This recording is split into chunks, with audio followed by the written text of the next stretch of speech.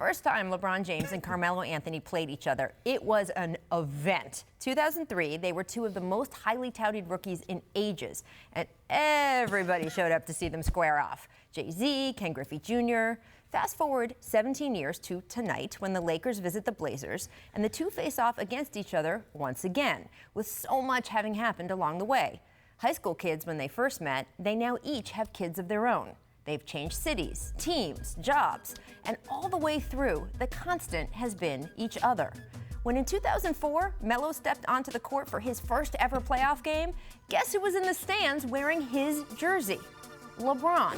When in 2010, LeBron needed someone to talk to as he watched his jersey burn in his hometown, guess who was at the other end of the phone? Carmelo. And when last year Melo fell into basketball purgatory, ousted first from Oklahoma City and then Houston, it was LeBron who vouched for him the loudest, even suggesting his own Lakers team as a destination. I asked Melo about that when we sat down earlier this week.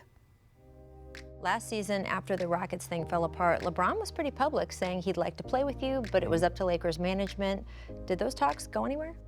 I mean, I'm not a guy that, I need this, or can you do this? I would never do that, right? Because I know it's bigger than that. You mean you would never call LeBron and say, hey, can you get me on the team? I've never called him and said, what we doing, or I need you to do this for me. I would never do that, right? I know for a fact he would go to bat for me, but I don't feel comfortable putting people in that situation, whether you're my friend or not. And now you actually are going to play against each other, national TV game. You know it's going to be kind of a wild environment. It's always. Those are fun games, though. Right? I mean, we're 17 years in. I mean, I remember sitting in New Jersey in high school about to play him for the first time. Like we're here 17 years later, still doing what we do, and what we love.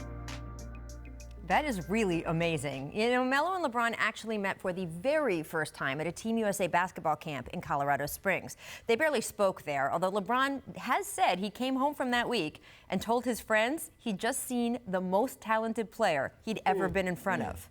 Then, 8 months later, was that game in New Jersey, the first time they actually played each other, two high school powerhouses squaring off. And that is where their friendship really began. Both teams were staying in the same hotel right across the Pennsylvania border. LeBron and Melo ran into each other and ended up sitting on a staircase for hours, talking about what it was like to be surrounded by people, but also alone, talking about love and fear and life and all the weight that came with their outrageous talent. It's a conversation that has now lasted for 17 years, and it will continue tonight, both during the game and then also after, when they will break out a bottle of wine and talk about pretty much everything except for basketball. And that will be an event in itself. Two grown men who can now say that they've known each other for longer than they didn't. Opponents sometimes, brothers always. Perk, finish this sentence for me.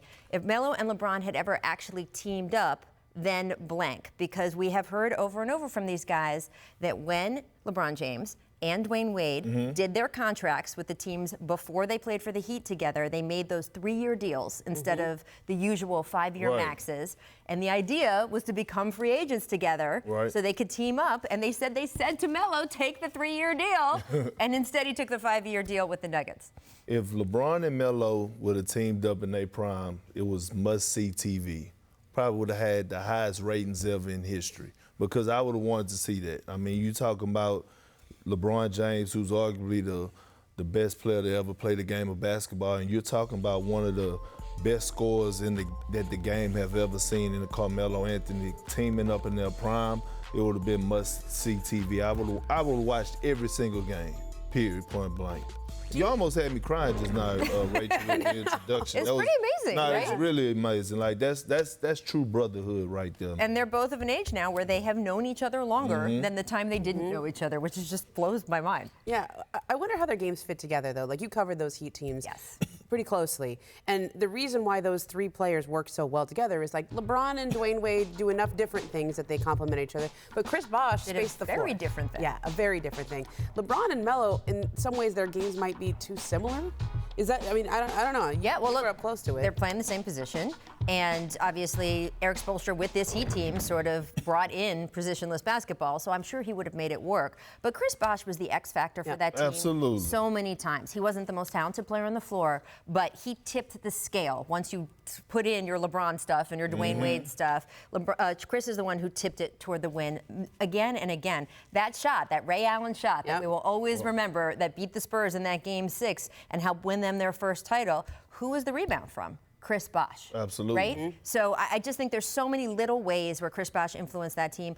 I can't say for sure they would have won more titles if Melo had joined them instead of Chris, or maybe they would have won less. They don't win that year, right? That would have been the second year that they didn't win after being in the finals. Maybe that team would have been broken up in some way. So it's the biggest what if. I think it would have been great for Melo, though. It would have been I think great if for Melo had gotten out of what was then New York and then come to Miami, it would have been good for him. I can say this. They did steal what Chris Bosh did for the Miami Heat was they were the second team to invent small ball because we were the first team with the Celtics when Doc Rivers used to move Kevin Garnett to the 5, move me to the bench and put James Posey to the 4. And that's what Spoelstra did. He moved Chris Bosh to the 5 a lot, stretched the floor, made the paint a little bit more open for LeBron and D. Wade to drive because Bosh could shoot the 3 so deadly. So. Yeah. Well, Mike D'Antoni might have a little bit. I was going to say, there's some other people those who think Phoenix they have a Suns claim to it. But we're talking about people who won championships. And see, that is why Kendrick Perkins can end every sentence. That's right. He says, oh, I'm sorry, did you see my ring? Thank you very much. Thanks for watching ESPN on YouTube. For more sports highlights and analysis, be sure to download the ESPN app. And for live streaming sports and premium content, subscribe to ESPN+.